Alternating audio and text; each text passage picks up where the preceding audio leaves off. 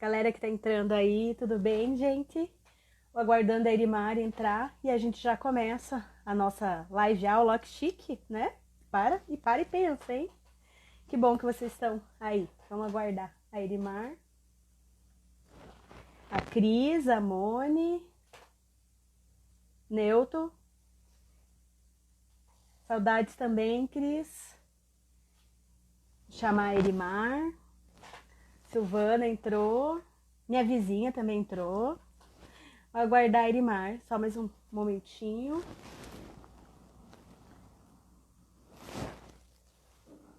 Oi, Mi, tudo bem?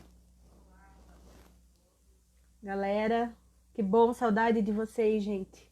Tem noção do que essa pandemia faz? Lindamir, oi, prof. Tudo bem? Deixa eu chamar aqui a Erimar, só um pouquinho, galera.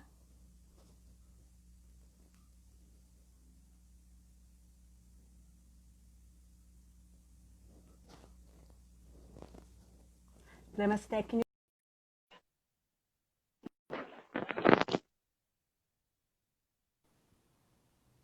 Oi, Erimar. Oi, boa noite, gente. Muito feliz que você aceitou meu convite de dividir essa Ah, noite com a gente. Nós temos aí eu que vários fico muito alunos feliz. estão acenando. Então, vamos apresentar o projeto, né, que o Baldo está iniciando hoje. Né, tomara que eu consiga disponibilizar o link da aula depois, porque não sei se vocês sabem, mas depois que a gente conclui, o Instagram ele dá 1 hora certinho para a gente, aí cai, né? E aí dá para a gente salvar pelo IGTV. Eu não sei se eu consigo fazer esse mecanismo de tirar do IGTV. Não sei se é assim que pronuncia, a gente que é um sou chique, né? E depois colocar no YouTube para ficar disponível o link fora do Instagram. Tem algumas pessoas que falaram comigo que não tem o Instagram, né? Então, acho que vamos começar apresentando o projeto, né, Elimar? Então, o nome do projeto que o Baldo está iniciando hoje é Projeto Ponto em Comum. Por quê? Porque eu e outros professores, a gente percebeu, e isso é bem visível para várias pessoas, que as disciplinas elas estão lá, alocadas em área de conhecimento, mas muitas vezes essas áreas do conhecimento elas se encontram em um determinado momento, né? Então aqui eu trouxe, junto com a Erimar, 3 momentos que a história cruza com as ciências, com conhecimento de ciências, conhecimento de biologia, né? Muitas vezes eu quis trazer para a sala de aula professores para às vezes conversar comigo coisas que eu não conseguia. Às vezes os alunos me perguntavam, professora, mas como que funciona essa bactéria da peste negra e tal? E eu ficava com aquela cara de tacho, porque muitas vezes eu não queria dar a informação errada e o meu conhecimento não chegava até a pergunta do aluno. Então, por isso que eu estou muito feliz quando você aceitou o convite, né? Eu sou Eu que professora de fico História feliz. do Baldo, né? E a Erimar é professora de ciências. Eu vou deixar que a Erimar se apresente. Se apresenta aí, Erimar, que eu já falei demais. Oi, boa noite. Primeiro, quero te agradecer, Gi, porque é um prazer estar aqui batendo um papo com você, né? A gente conversando com você, com os nossos alunos, ex-alunos, colegas, né? Passando algumas informações. Eu sou professora de ciências no Baldo. E professora no particular também, né? Escola particular. Mas no Baldo a gente fala sobre ciência. E é bem importante essa união nossa, porque realmente, assim como você fica na ciência, né? Pensando lá, vírus, bactéria, eu também fico muitas vezes lá na história. Meu Deus, eu não lembro o nome da pessoa, eu não lembro a data. Então, é bem interessante essa conversa, essa união, né? Fazer essa união com os professores numa live, igual agora, né? Que a gente está mais em lives, para a gente tirar essas dúvidas, né? Conversar um pouquinho, ver que a história também é ciências, é matemática, é português, é geografia, não é somente história, né? Ciência não é só ciência. Então é bem importante. Eu fiquei muito feliz com o seu convite. Obrigada. Então, daí, já lembrando que amanhã, né, a gente tem a união de História com Física, que a gente vai falar da corrida armamentista, junto com o Jean, que também é professor do Baldo, professor de Física, né? Então, vamos começar. Uma coisa que eu sempre falo para os meus alunos é que a história ela não se repete. Mas é muito importante a gente aprender. Né? A gente faz. A pessoa fala assim, mas a história se repete, professor? Eu falo, a história não se repete, mas ela é importante. Por que a gente tem que aprender história? Para perceber algumas analogias e aprender com os erros e com os acertos do passado, né? Sempre cuidando, né, para não cometer anacronismo, que é colocar valores, juízes de valores do presente no passado, né? Mas aprender com a história. Isso eu acho que é muito importante, né? Outra coisa também que eu numerei aqui, Perimar, que eu falei para ela, né, é que vírus e bactérias já causaram profundos danos à humanidade, tanto quanto guerras e catástrofes naturais. Só que essa pandemia que a gente está vivendo hoje, como que eu posso explicar? Acabou chamando a atenção para isso. Que muitas vezes nós, historiadores, nós, professores de história, a gente falava, por exemplo, a peste negra foi uma pandemia que matou muita gente. Eu acho que foi a maior pandemia da história. Depois ele mais vai me contar, mas eu acredito que tenha sido, sim, né, pelos meus estudos, a maior pandemia. Matou, então, vou colocar o número bem certinho aqui, de 75 a 200 milhões de pessoas. Então foi muito pior do que a gente está vivendo aqui com o coronavírus, né? E aí, trabalhando com essa questão dos vírus e das bactérias, e voltando para o título da nossa live de hoje, a gente colocou assim, epidemias ao longo da história. Mas eu falei com a Elimar que eu queria que ela começasse explicando para a gente a diferença, acho que muito importante para quem vai prestar vestibular e Enem, a diferença entre surto, que eu estou vendo que a galera anda confundindo bastante, né, nas redes sociais, epidemia, pandemia e endemia. Então, na nossa live, vai falar de pandemias ao longo da história, né? Eu trouxe 3, depois eu vou explicar por que eu escolhi essas 3. Mas aí, se a Elimar puder conversar com a gente, a diferença, então, de surto, que acho que é muito importante, epidemia, pandemia e endemia, Elimar. A gente tem os conceitos, né? E a gente fala sobre esses conceitos desde o início da educação do Fundamental 2, 6º ano. Mas, com o passar do tempo, a gente vai acumulando e acho que tudo é a mesma coisa. Mas, assim, o surto, né? Ele ocorre quando há o aumento repentino de casos de uma doença em uma região específica, né? A epidemia é quando o surto ele ocorre em diversas regiões, né? Nós temos as epidemias a nível municipal, que é quando diversos bairros, né, apresentam casos de uma doença específica, e a nacional, que é aquela doença em regiões do país. Aí nós temos a endemia. A endemia, ela ocorre assim, com frequência em uma região. Então, endemia, ela ocorre com frequência. Ela passa, daqui a pouco ela volta, né? Passa de novo, daqui a pouco ela volta. Então, é endemia. Ela ocorre com frequência naquela região. E a pandemia, o que nós estamos vivendo hoje, né? É o pior dos cenários que a gente tem, porque ele ocorre em várias regiões do nosso planeta. Então, em várias regiões do planeta, eu tenho aquela mesma doença e é uma pandemia. Então, a gente tem que separar certinho. Quando eu vejo alguém escrevendo assim, a pandemia que está acontecendo no mundo todo, eu estou sendo redundante, não é verdade? Está. Não Porque pode... pandemia significa aquela doença está ocorrendo no planeta. Isso, para já não escrever numa redação, por exemplo, se você tiver que falar sobre isso, né? Sim, vai colocar pandemia. Não, a pandemia no mundo todo, senão estou sendo redundante, né? Endemia. Você tem exemplo de alguma doença endêmica? De algum lugar, assim, por exemplo, para ficar mais claro para eles? Tipo, eu li que a dengue, em alguns lugares, é endêmica. É endêmica, Uhum. Ela é endêmica, a dengue é endêmica, né? Aqui, por exemplo, a dengue é endêmica. Eu sempre procuro colocar na nossa região, assim, né? Porque daí está mais perto, a gente consegue visualizar. Então, a dengue, ela é endêmica. Entendi. Eu escolhi, então, como eu falei para vocês, né, junto com a Edmar, 3 momentos da história que eu achei interessantes. Eu gostaria de trabalhar com vários outros temas, né? Por exemplo, vai faltar aqui a gripe espanhola. No Instagram, gente, deu 1 hora, ele corta, né? E cai e acabou, né? Então, não sei se a gente vai conseguir falar de tudo, né?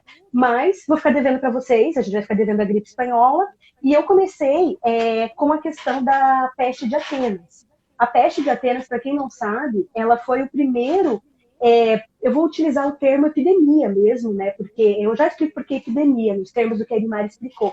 porque ela atinge Atenas durante a Guerra do Peloponeso, né? Só que ela é uma doença, e eu já vou explicar qual doença que é essa peste de Atenas, que surgiu na Etiópia, foi para o Egito, do Egito foi para a Líbia, depois da Líbia acabou atingindo Atenas durante o auge da Guerra do Peloponeso, quando ela estava cercada pelas tropas espartanas. E isso quando, gente? Vamos marcar na história, né? 431 a.C., que foi a Guerra do Peloponeso, a principal, né, das batalhas, né, que foi o cerco de Esparta, até mais ou menos 404 a.C., a guerra toda, né? O cerco mais ou menos em 430 a.C. E aí nós temos um dos historiadores, um dos primeiros historiadores da humanidade, que foi o Tucídides. E ele relatou, né, como que essa doença, essa peste de Atenas, ela era cruel. Eu vou ler um pedacinho para vocês, um pedacinho para Elimar, desse historiador, né? Essa passagem que eu vou ler para vocês está no livro do Tucídides, a História da Guerra do Peloponeso, livro 2, onde ele fala assim sobre a peste que assolou Atenas durante a Guerra do Peloponeso. Sem causa aparente, mas de súbito, enquanto gozavam de boa saúde, as pessoas eram atacadas por um intenso calor na cabeça, uma vermelhidão e inflamação dos olhos. No estágio seguinte, apareciam espirros e rouquidão. Daí eu pulei algumas partes para não ficar muito longo, né? E seguido de forte tosse, e depois de um tempo de muita febre, as pessoas acabavam morrendo. Uma coisa que eu achei muito interessante que o Tucídides coloca é que ele observou, porque ele acabou pegando essa doença, a peste de Atenas, né? Ele observou que as pessoas que sobreviviam ao contágio eram poupadas durante os surtos posteriores. Ou seja, é a primeira vez na história da humanidade que a gente tem um relato escrito, ou seja, uma fonte histórica super antiga, como vocês puderam observar, do século V a.C., né? Onde a gente tem essa noção de imunidade. Então, os atenienses, lá em 430 a.C., eles já perceberam, né? Aí o Tucídides percebeu, não todos, claro, né? Que quem tinha pego a doença não era assolado pelos próximos surtos. Daí, se eu estiver falando algum termo errado, você me corrige, tá? Os próximos surtos. E aí podiam cuidar dos doentes sem necessariamente se preocupar, né? Foi uma doença muito cruel, matou 1/3 das tropas envolvidas na guerra, né? E até pouco tempo, olha que incrível a história, né? Até 2006, a gente não sabia que doença que era. Então, junto os historiadores, junto com especialistas em doenças, enfim, a gente sempre analisando os escritos do Tucídides e tentando entender o que era, né? Pode ser tifo, pode ser outra coisa, enfim. Em 2006, foi retirado algumas arcadas de covas coletivas da época e foi feito exames mais modernos e se analisou nos dentes dessas arcadas dessa época o tifo, né? E aí eu queria que você explicasse para nós, Elimar, o que é esse tifo, que antes era chamado lá na Guerra do Peloponeso de peste de Atenas ou peste do Egito, né? E se ela existe na atualidade, tem tratamento, como é que funciona o tifo? Bom, o tifo, ele é um nome genérico de várias doenças infectocontagiosas, né? Entendi. Causadas por uma bactéria do gênero Rickettsia. A doença, ela pode ser prevenida com a adoção de medidas sanitárias, tá? E de higiene.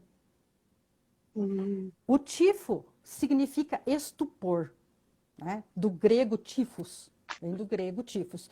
Conforme foi descrito por Hipócrates, né? O pai da medicina, depois de ele observar os pacientes. Então, ele chamou de estupor, né? O primeiro cientista, isso é muito interessante, eu tentei resumir o máximo possível, o primeiro cientista que isolou essa bactéria foi um brasileiro, tá? Que legal. A bactéria causadora do tifo. Foi o brasileiro Henrique da Rocha Lima, em 1916. Só que ele conseguiu fazer isso na Alemanha, né? Infelizmente, no Brasil, né?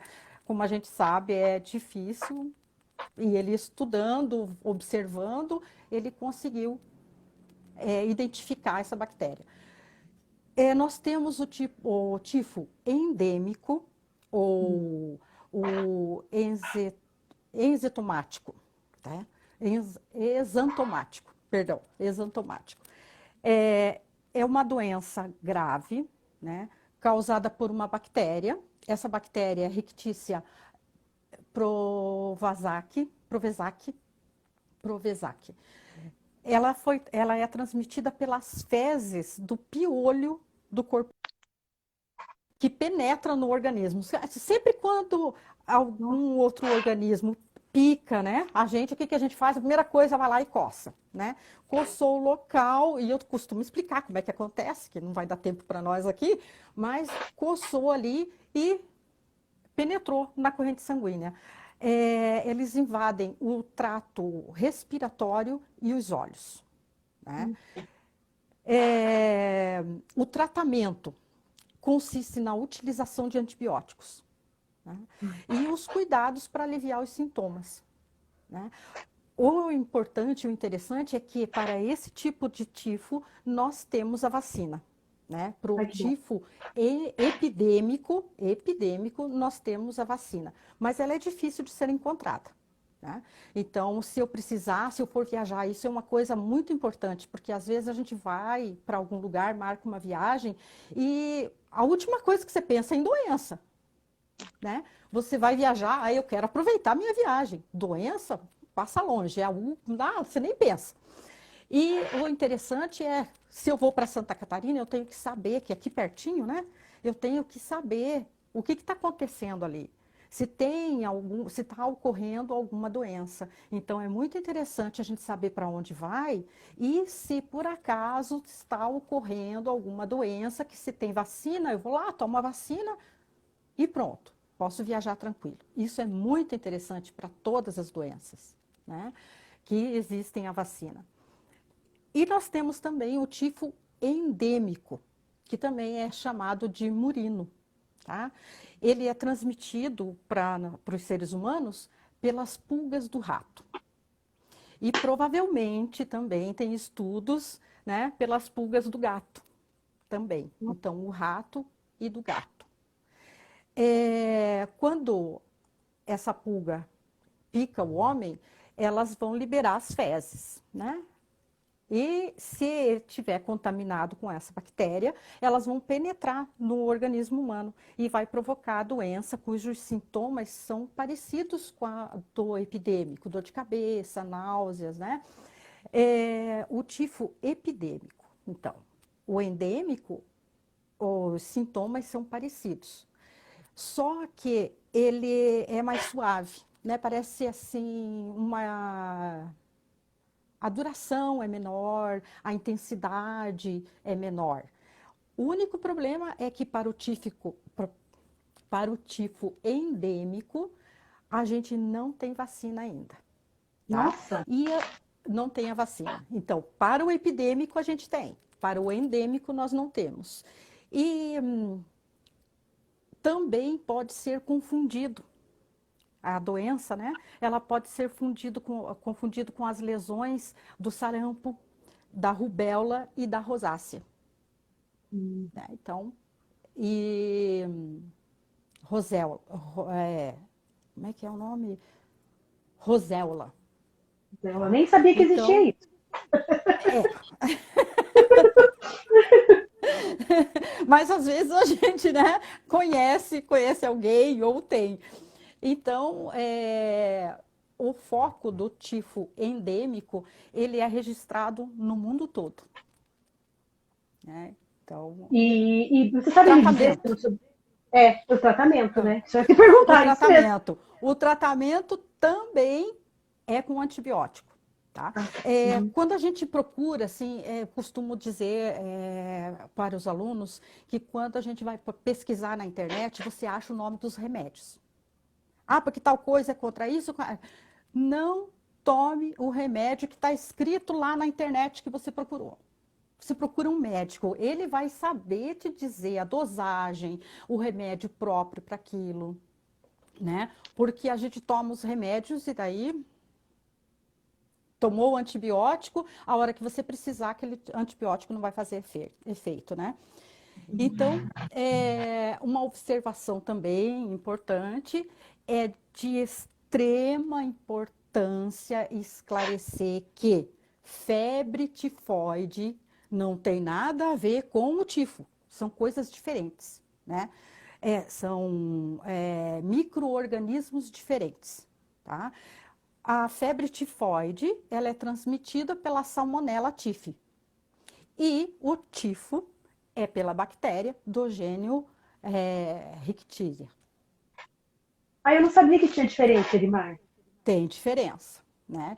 Então, são coisas assim importantes, bem resumido, né? Coisas importantes que a gente deve lembrar, procurar lembrar.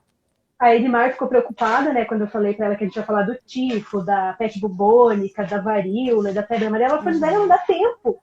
Eu falei, mas olha, a gente está resumindo, é igual eu, né? Se for para sala de aula explicar a guerra do Peloponeso, eu não vou explicar em menos de 2 minutos como eu fiz. São aulas mais complexas, a gente está num bate-papo aqui de disciplina.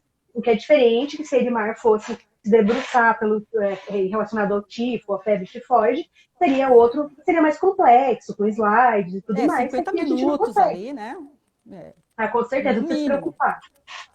Aí vamos para outra peste, né, que é a peste bubônica. Vou fazer um adendo aqui, né, porque por muito tempo eu, enquanto professora de história, eu usei o termo peste negra. É errado usar o termo peste negra, porque não é um termo que foi utilizado durante os principais momentos do surto dessa doença, que é a peste bubônica. Só depois de muito tempo que passou-se a se referir relacionado à peste bubônica como peste negra, ou seja, há um quê de racismo aí. Então, a gente, sempre quando for trabalhar com, abre aspas, bem grande, né, peste negra, evitar esse termo. Nós estamos num momento muito importante na nossa história, do nosso país, onde a gente está percebendo como que a questão antirracista é importante, como o racismo é marcado na nossa sociedade. Então, não trabalhar com esse termo peste negra, mas sim, corretamente, peste bubônica, né? Então, mas popularmente ainda é conhecida, né, como peste negra. Isso, daí fazendo esse adendo rapidinho, né? Vamos falar um pouquinho sobre a peste bubônica, porque sempre quando o professor de história vai trabalhar com a Idade Média, principalmente a baixa Idade Média, século XIV e tal, os alunos fazem muitas perguntas, né? E dá vontade de levar o professor de biologia assim junto, debaixo do braço, né? Porque eles perguntam muita coisa. Algumas coisas a gente sabe responder, outras a gente tem medo de responder para não responder errado, né? Então, rapidinho, né? Dentro do contexto da Idade Média, finalzinho da Idade Média, a gente tem o século XIV. O século XIV foi um século muito complicado para a Europa, né? Porque teve vários surtos de fome, teve a questão da peste negra, teve guerras, teve rebeliões camponesas. Claro que uma coisa relacionada com a outra. Nesse momento da live não dá para eu explicar isso, né? E, principalmente, entre os anos de 1315 e 1317, a Europa sofreu com surtos muito grandes de fome. Por N motivos que eu não vou explicar aqui, né? Que unidos com a questão de falta de higiene, trouxeram uma grave epidemia, que eu já coloquei ali no começo, né? E aí é que tá, né? Porque a gente entende que, professora, mas a peste bubônica não atingiu só a Europa, então não é epidemia? Toma cuidado, porque o surto maior, né, da peste bubônica foi na Europa, foi onde se ocasionou mais mortes, 1/3 da população europeia acabou morrendo por causa da peste bubônica, mas ela atingiu outras partes do mundo, inclusive o Brasil, né? Então a gente chama, assim, essa questão da peste bubônica de pandemia, foi uma das piores da história da humanidade, né? E os alunos sempre perguntam para mim assim, professora, na atualidade, dá para eu contrair a peste bubônica? Tem cura, né? Tem vacina, né? E aí eu sempre explico para eles como que as pessoas pegavam, né, a peste bubônica na Idade Média, né? Inclusive, os de história deixam bem claro lá, Irimar, que eram as pulgas que picavam os ratos, que tinham a bactéria da peste, né? Depois picavam o ser humano, então passavam essa bactéria do rato para o ser humano. Então, qual que era o vetor do rato para o ser humano? A pulga, que ela picava o rato e depois picava o ser humano. Tá certo, Irimar, isso? Isso, então vamos resumir a peste bubônica, né? A peste bubônica, então, também é uma doença infecciosa, aguda, tá? Ela é transmitida principalmente pela picada da pulga infectada. A doença, ela vai se manifestar de 3 formas clínicas. Primeiro, a bubônica, que ela ocorre por meio da picada da pulga infectada. A septicêmica, é a forma muito rara da peste bubônica, tá? Por quê? Porque ela não mostra os sintomas, nem os gânglios inchados que a peste bubônica mostra, mas ela é caracterizada pela presença permanente do bacilo no sangue. De um modo geral, falando, ela aparece no final. É uma fase terminal da peste bubônica não tratada. E nós temos a pneumônica também, que é a transmissão pelas gotículas da saliva. Quando a gente fala, quando a gente tosse, né? Então, as gotículas, os perdigotos, que eu costumo falar para os alunos, né? Eles são os transmissores de várias doenças. Muito importante também a gente saber que a peste, ela é um perigo potencial para as populações devido à persistência da infecção nos roedores silvestres. Se ela não for tratada corretamente, ela leva à morte, né? A peste, ela continua sendo potencialmente perigosa para diversas partes do mundo. No Brasil, então vamos chegar pertinho, né? No Brasil, existem 2 áreas distintas consideradas focos naturais. Primeiro é o foco do Nordeste e depois o foco de Teresópolis, no Rio de Janeiro. Em outras áreas do território mineiro, como no Vale do Rio Doce, o Vale do Jequitinhonha, tá? Podem ser considerados como extensão do Nordeste, porque ali eu encontro também. O foco do Nordeste. Nordeste, ele está distribuído pelos estados do Ceará, Rio Grande do Norte, Paraíba, Pernambuco,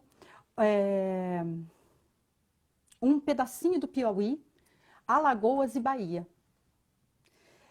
O Brasil não registra casos, né, desde 2005. Então, o último caso aconteceu no Ceará, na cidade de Pedra Branca, em 2005. Tá? Então, foi o último caso. Como é feito o diagnóstico, o tratamento, né?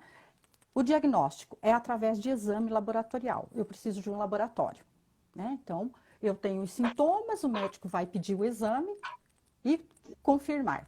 O tratamento, antibiótico, através de antibióticos específicos, né? Uma informação também para os viajantes, aqueles que, como eu, cada vez que viaja, gosta de fazer um turismo ecológico. Eu também. Né? Turismo ecológico, é comigo. Então, a gente deve obter informações do país, da região que a gente vai, né, para poder se prevenir contra essa doença, tá? Porque eu ainda posso adquirir. Tem vacina? Não, não, né? Não. Não. Então, né, a gente tem que se prevenir. Então, essa possibilidade de doença para viajantes, como quem gosta de ele, eu vou para tal lugar, eu quero, né, andar no meio do mato um pouco. Então, se previne.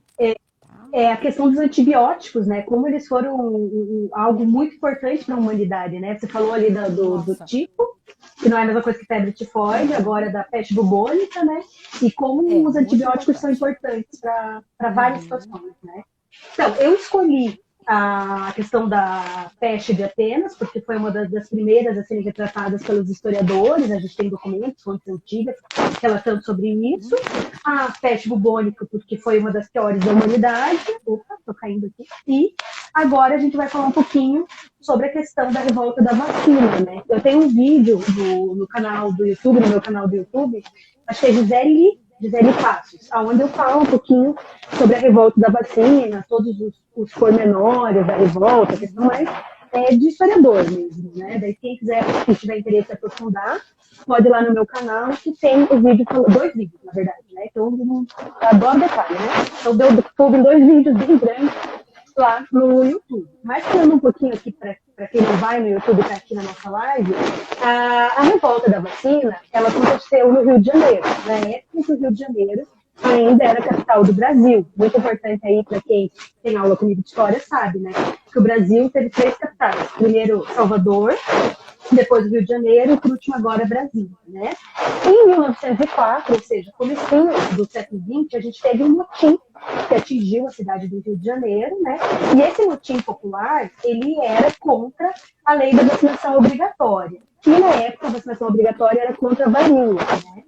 Só que o Rio de Janeiro, nesse período, começo do século XX, ele era um lugar, assim, como que eu posso explicar para vocês?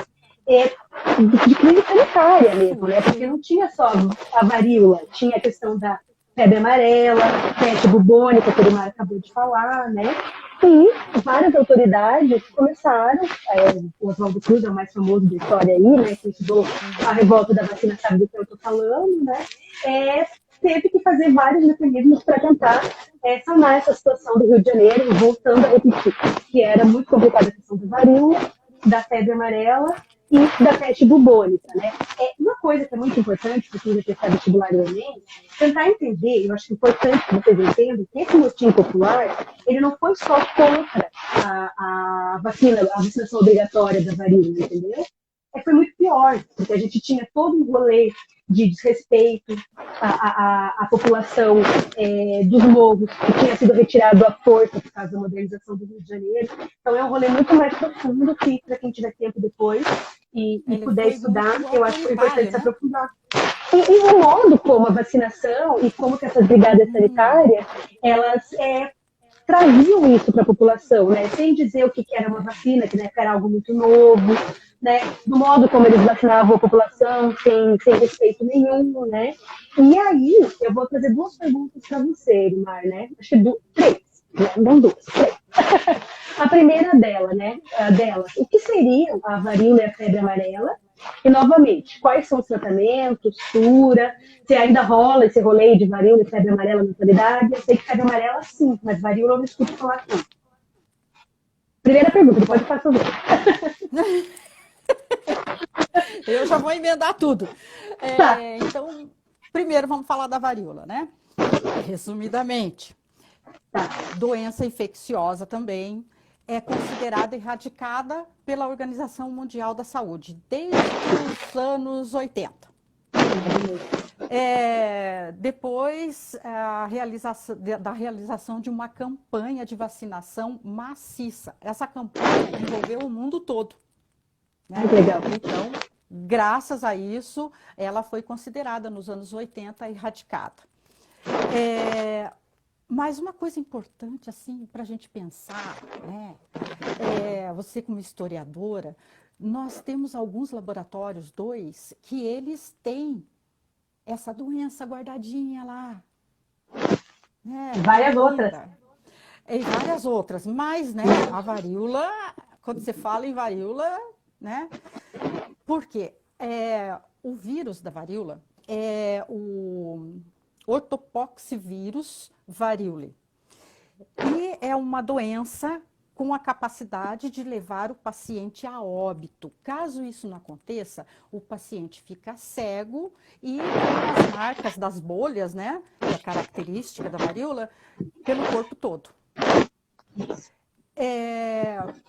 A transmissão da varíola. A transmissão do vírus da varíola é com contato com a pessoa infectada, com os objetos da pessoa.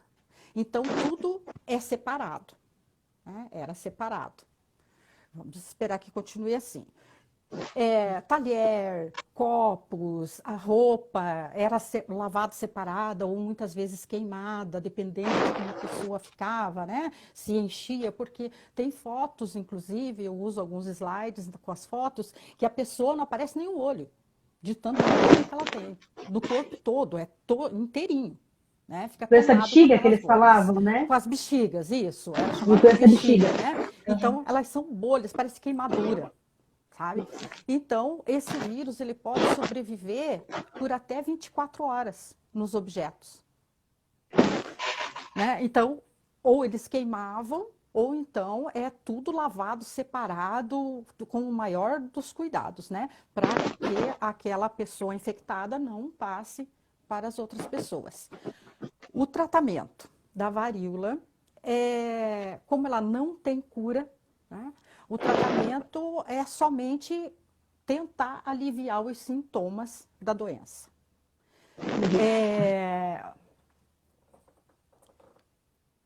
A melhor forma de prevenir a doença é por meio da vacinação, né? E quem ouviu você falar aí da revolta da vacina, e até hoje é muito difícil, sabe? Eu que falo bastante de vacina, é muito difícil você colocar na cabecinha das pessoas que é para o bem, né? É uma maneira que o governo encontrou de matar as pessoas. Entendi. Uhum. Então, a melhor maneira é prevenir a doença tomando a vacina. Mas, como ela é uma doença considerada erradicada, ela não faz parte do calendário regular da nossa carteirinha de vacinação. A gente não toma vacina de varíola? Toma, né? Mas ela não é obrigada, ela não é obrigatória. Ela passou a ser obrigatória depois de ser considerada. Mas ela pode voltar, Ivan? Pode, né? Entendi. Eu tenho guardadinho aqui. Sabe, a gente discute várias coisas, assim, que não dá tempo da gente discutir aqui, sobre esses vírus, bactérias que são guardados em laboratório. Né? Tem muita coisa acontecendo pelo mundo aí que tudo se encaixa. Né? Testes, tudo se encaixa, pode escapar alguma coisa. Quem disse que não? A pessoa que usa jaleco, por exemplo, eu trabalhei em laboratório, eu nunca saí do laboratório com o jaleco. E nem com o sapato que eu usava lá dentro. Mas tem gente que sai, pega ônibus. Né? De jaleco, eu de já vi. jaleco que estava... Então, é uma maneira da gente...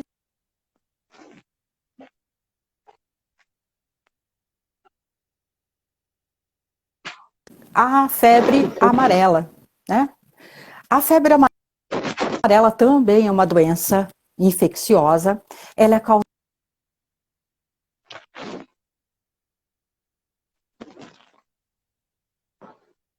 O foquinho tá travando, Elimar. Já vai retornando? Ah, retornou? Agora eu estou te vendo. Não, parou. Só um pouquinho. Vamos aguardar esse retorno, sinal. Vamos testar, Elimar, de novo. Vamos Você parou lá. na febre amarela. Na febre amarela, né? Que eu falei que é uma doença também infecciosa, né? E ele é causado por um vírus que é transmitido pela picada do mosquito que a gente conhece muito, que é o Aedes aegypti. Né? Então, quem acha que é só a dengue está completamente enganado. Né? A febre amarela também. Não há transmissão direta. Eu não passo para você, você não passa para mim, de pessoa a pessoa. Não tem esse tipo de transmissão. Então, é só pelo mosquito, pela picada do mosquito. Ela tem importância epidemiológica, tá? Pela gravidade clínica dela. É uma doença de notificação, tá? De todo suspeito. Então, esse suspeito, seja um primata não humano ou humano. Por exemplo, vou num parque. Em Maringá, por exemplo, tem muitos parques onde tem animais, né? Então, um dos primatas lá, um macaco, né? Um dos primatas, ele ficou doente e morreu. A primeira coisa que a gente faz, isso é muito preciso, sabe? As pessoas, elas interessadas, né, ali, o Ministério da Saúde, ele cobra muito isso. Então, ele morreu. Morreu do quê? Primeira pergunta que se faz. Morreu do quê? Ah, vamos fazer o teste. Então, eles vão fazer o teste, é notificado se aquele primata entrou em óbito por causa da febre amarela ou não, tá? Porque ele vai passar para a gente? Não. O primata não passa febre amarela para nós seres humanos, para os outros primatas, né? O primata homem. Ele vai passar para o mosquito. E esse mosquito vai passar para nós. Então, ele é muito importante para a gente saber, opa, tem febre amarela em tal lugar. Por quê? Porque um primata não humano entrou em óbito por causa da febre amarela. Né? Então, é importante, né, a gente saber. Então, as autoridades estaduais de saúde, elas são informadas e elas têm que notificar esse caso suspeito ao Ministério da Saúde. Tá? Atualmente, a febre amarela silvestre é uma doença endêmica, tá? No Brasil. Principalmente em região amazônica, né? E extra-amazônica, né? Em períodos epidêmicos. São registrados, assim, ocasionalmente nas regiões, e a gente chama de reemergente. Por quê? Ela apareceu, geralmente no verão, e no inverno você não ouve falar, mas no verão que vem ela volta, né? Então a gente tem que tomar muito cuidado porque esse vírus está aí. Tem tratamento? Tratamento. O tratamento da febre amarela, ele é apenas sintomático, né? A gente vai cuidar e dar assistência para esse paciente. Ele deve ficar hospitalizado, por quê? Porque é muito mais fácil você dar um soro, porque ele perdeu muito líquido, ou então fazer uma transfusão, porque ele perdeu sangue, né? Quando é indicado. Então, o paciente, a pessoa infectada pela febre amarela, deve ficar hospitalizada por isso. Deve ficar em repouso. Em casa, por mais que você esteja doente, você nunca faz um repouso direito. Então, eu preciso. Não, né? Então, eu preciso. Durante o monitoramento de 2019 a 2020, foram notificados 881 casos, marquei aqui, 881 casos, tá? Aqui, suspeitos. Desses 881, 47, eles permanecem em investigação. E 18 casos confirmados, tá? Interessante é que esses casos confirmados são de pessoas do sexo masculino. Mas aqui no Paraná, você diz? No Paraná também, isso. No Brasil todo? Esse no Brasil. Uhum. E por que só homem, Erimar? Olha, não sei te contar. Por que só homem? Né? Entre os 18 anos até 54 anos. Então, até saiu isso em jornais específicos, né? Que foram homens, só homens. Talvez o maioria... animal silvestre? Que eu sei que não é o seu animal que passa, você falou, né? Mas não, é o mosquito, né? Então, o Aedes. O Aedes, ele não vai escolher se é homem ou se é mulher. Né? Tá lá a comida dele, ele vai. Tem razão.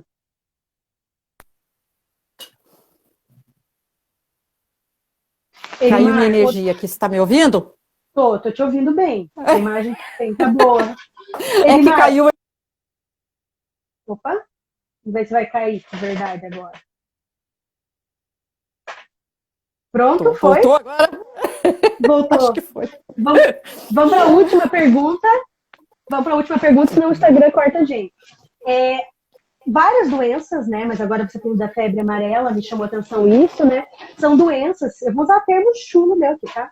São doenças que saltam do animal para o ser humano, né? E muitas vezes de primatas. A gente falou ali dos ratos, mas de primatas também, né? Por que isso acontece? Enfim, o que rola para isso acontecer? O que rola? É o seguinte, a gente não consegue ver um outro ser vivo sem ter que tocar no ser vivo, sem ter contato com aquele ser vivo, com aquele outro organismo, né? Então, isso a gente vai aproximando os animais, os outros animais, né? Os outros organismos de nós. E essa aproximação, muitas vezes as pessoas não sabem que eu tenho que tomar cuidado, levar num veterinário. O cachorro é lindo, o gato é lindo, eu quero um. Aí consegue um vizinho deu tal, mas o coitado do gato nunca foi ao veterinário, né? Então eu preciso tomar cuidado, não só com meu filho, levar ele para vacinar, mas eu tenho que tomar cuidado com o meu bichinho de estimação também, tá? No caso do rato, a gente dá comida para eles, sem perceber que a gente está dando comida para eles. Né?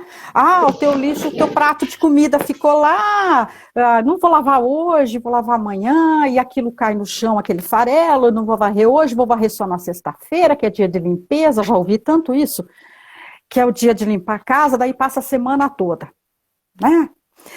Então, a gente alimenta esses animais e eles chegam, porque eles têm comida, eles têm um lugarzinho para dormir quentinho, e fazer o ninho deles quentinho ali, né? Então, a higiene, né? A higiene, se você for observar a profilaxia, como é que você vai evitar tal doença, a grande maioria das doenças, para você evitar, é a higiene. Higiene e saneamento básico. Tá lá. A maioria das doenças, é difícil uma doença que não esteja lá, higiene, né? E a questão também da gente entrar no ambiente que é do animal, né? O animal silvestre como um primata. O que está acontecendo? Os morcegos, pensando agora na atualidade, né? A cobra, sei lá o que mais. A gente está entrando no ambiente que é deles, a gente está tirando eles do ambiente que é do deles. ambiente, trazendo para dentro da nossa casa. Então, nós precisamos tomar cuidado com isso. A gente precisa conhecer o animal. Eu quero ter uma aranha dentro de casa. Eu amo aranha, gente. Eu adoro, né? Eu tinha uma caranguejeira. Mas eu tenho que saber o que aquele bicho come. Ele pode fazer mal para mim? Ele precisa de algum cuidado especial? Eu tenho que saber. Eu posso confiar nessa cobra que eu ganhei? A serpente, posso confiar? Gente, ele é um animal irracional e precisa comer, né? Então, eu tenho que conhecer o animal, eu tenho que saber sobre aquele organismo para poder ter ele junto comigo. E ver também, no caso, você tem toda uma formação, você é diferente, né, Guilherme? Mas, assim, tem muitas pessoas que acham que podem ter qualquer animal. A gente tem que respeitar a vida, o outro ser vivo, como você colocou, né? Tem que respeitar. Eu posso observar, ir até o local onde ele está, observar, fazer as observações, passar uma semana lá, né, numa barraca, observando. Mas eu não devo retirar aquele animal do ambiente dele, trazer para o meu e querer que ele aceite isso na boa. Exato. Né? Ele não vai aceitar isso. Ele está acostumado a caçar, a procurar a comida dele. O que está se movendo na frente dele é você. É a caça dele. Tenho medo de tudo. Não. Erimar, eu fico muito feliz com a nossa conversa. Ainda sobrou 10 minutinhos, mas a gente viu que eu falei pra você que dava tempo. E a gente, mas acho que são coisas... Então, são as coisas importantes, né? O básico que a gente deve saber. Então, a gente deve saber da história, o que aconteceu, como é que aquilo chegou até aqui. Então, se eu quero mais detalhes, eu vou procurar um site de confiança, né? Não qualquer um, abrir qualquer um, mas procurar uma Fiocruz, né? Oswaldo Cruz, vai lá, procura.